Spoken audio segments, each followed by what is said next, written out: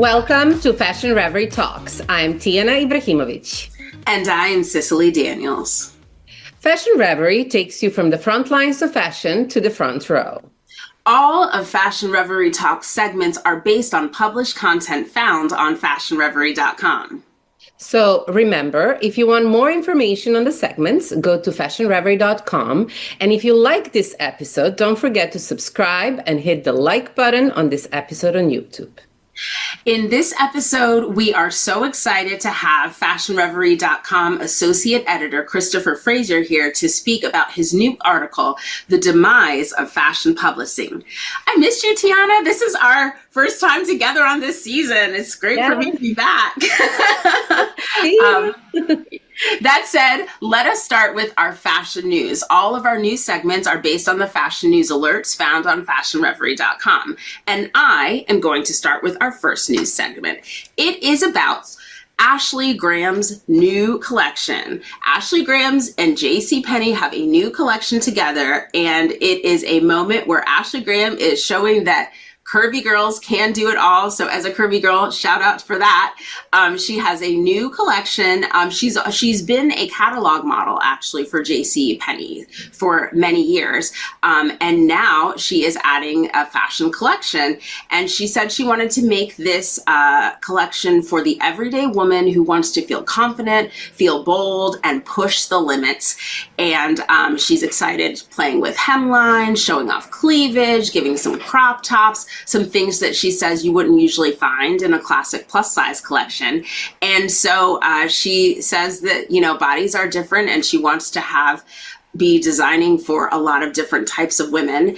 Her first collection is retailing from between $30 and $280 and is now at JCPenney stores and jcpenney.com.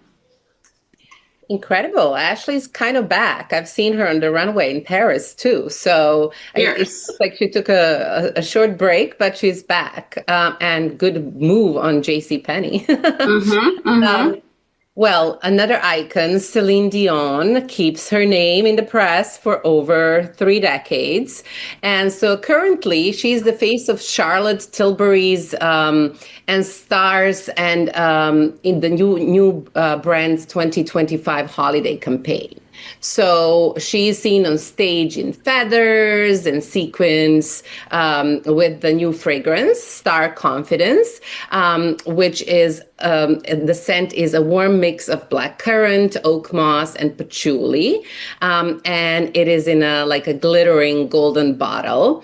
And she is also accompanying holiday campaign video for Tilbury's new Charlotte's Magic Gifting Universe gift guide. So it looks like that the holiday season will be exciting. We can start, putting our shopping list together. It is time to start shopping. And come on, Celine, looking amazing, being amazing. How inspirational. Love her. Yeah. And the last bit of fashion news to talk about is, we are dealing with this government shutdown in the U.S. and unfortunately, it's probably going to have a big effect in Haiti. Their one stable industry is truly the garment industry. And unfortunately, it is going to be affected by this shutdown. Now, their textile industry employs more than 24,800 people, and they export over $500 million in goods to the U.S. Usually in the 12 months through July. And without this trade deal, the companies that are there are maybe not going to be able to continue to function. And it's difficult. Haiti is one of the poorest countries in the Western Hemisphere. And, this industry is really important to them. And so, the president of the Haiti Industrial Association is saying that, unfortunately, once these jobs are lost, it's going to leave fertile ground for gangs to recruit more people, and it's really going to have a big impact in their security. Now, the American Apparel and Footwear Association has been trying to get a tax-free deal with Haiti extended, but we do not know if this is going to, happen. So, I know this government shutdown is affecting a lot of people, but it is also going to affect fashion. Indeed. And that is the end of our fashion news alert. But, you know, if you want to keep up to date, obviously go to fashionreverie.com. I am so excited to have one of my favorite guests on the show, also my friend, Associate Editor Kristopher Fraser, here to talk about his article, which is enlightening and interesting, about the demise of fashion publishing. Kristopher, welcome back. Hey, Cicily, I had fun filling in for you. My hair wasn't that laid, though. I know you're wonderful as always.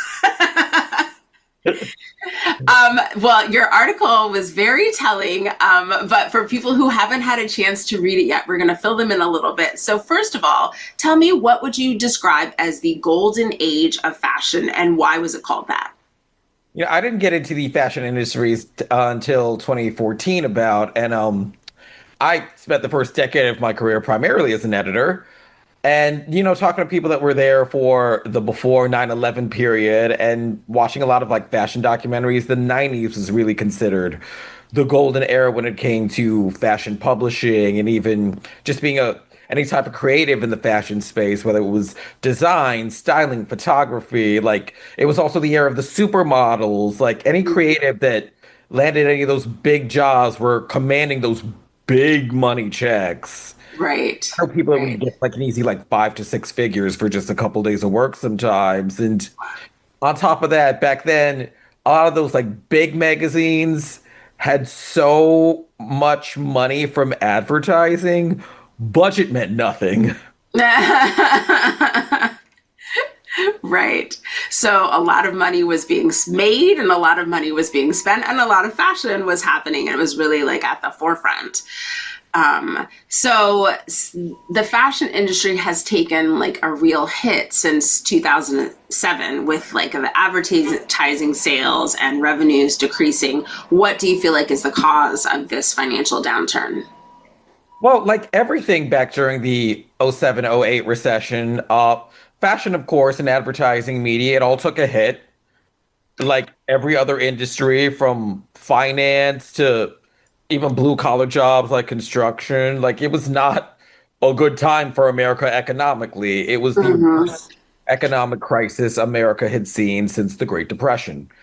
The advantage with '07, '08 compared to the 1930s was now that there's stronger social safety nets in place like Medicare, SNAP, food stamps, cash assistance, things like that, that, you know, helped America not and your average worker not spiral down as bad into the depths of poverty as people did during the Great Depression of the 1930s.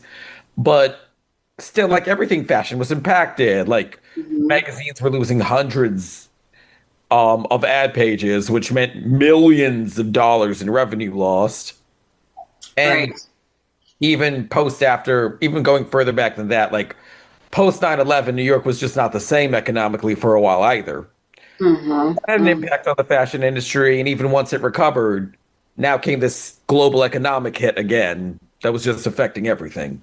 Mm-hmm. Now, you mentioned a little bit, but specifically, there were some great fashion magazines that have folded since this downturn, namely DNR, Essential Homme, Men's Vogue, Cookie, and Teen Girl, and many others. Could you talk about specifically about the magazines and the impact? But yeah, what we saw in '07, '08 was Conde Nast had cut a lot of publications. I think Cookie was one of their publications they had cut. And then they just started shifting more of their focus to like the flagship titles like Vogue, Vanity Fair, The New Yorker, which you still see today.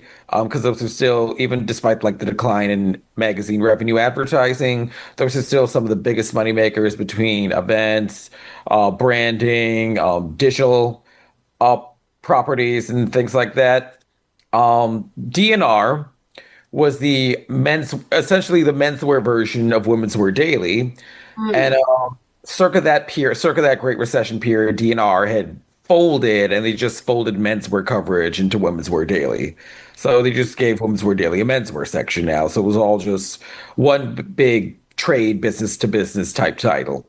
Mm-hmm. Mm-hmm. Um, and then a lot of like the teen magazines, like I think it was Cosmo Girl was one of the ones that folded.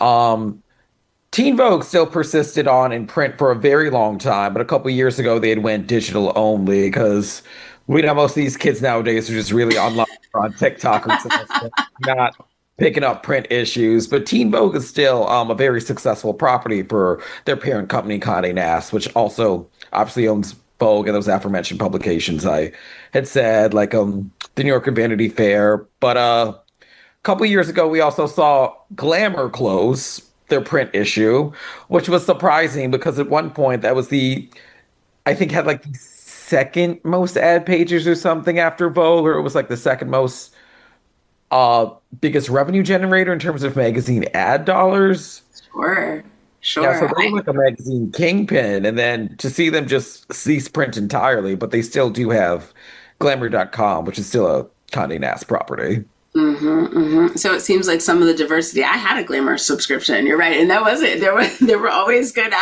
good. That was a stacked magazine. I remember when Michelle Obama was on the cover. I loved Glamour.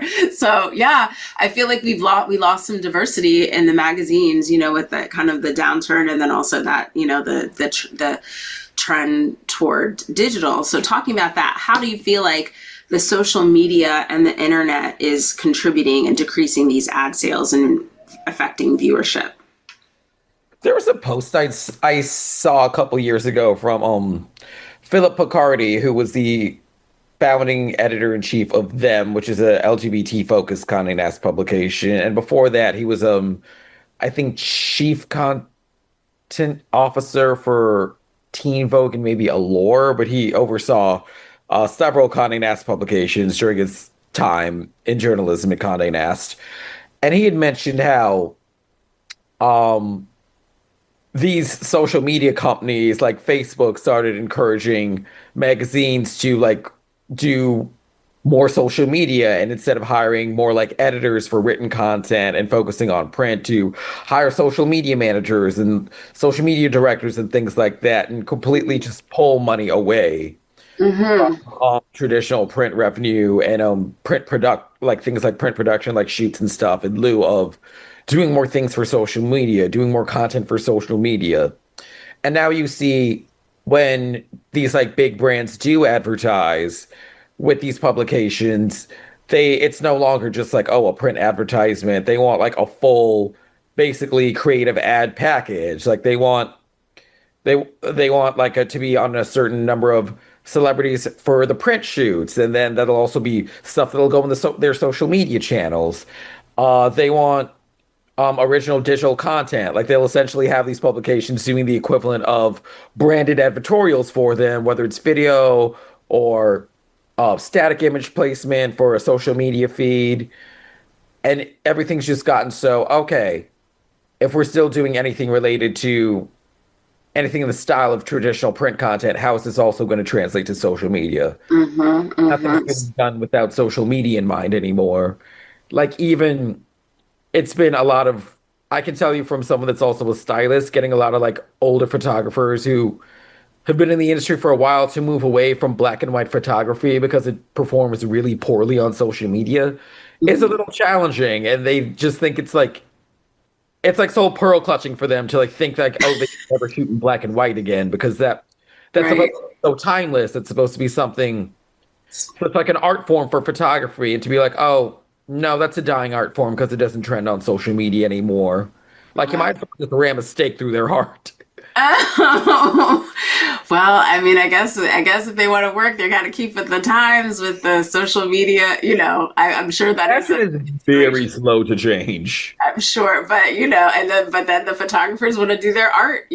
So, well, all of this, I mean, it's very fascinating, and so I know you're not, a fortune teller, but how would you say that this can be turned around, if at all? And what do you think that the great fashion workhorses are going to do or having to do to survive? I think it's going to just continue being a lot more social and video content. Print, I feel, is probably going to be treated more like special issue. Like there's no one really puts out 12 issues a year anymore. Like even Vogue, I think, is now down to 10 issues a year. I think we're going to continue to see that number of print issues per year just decrease.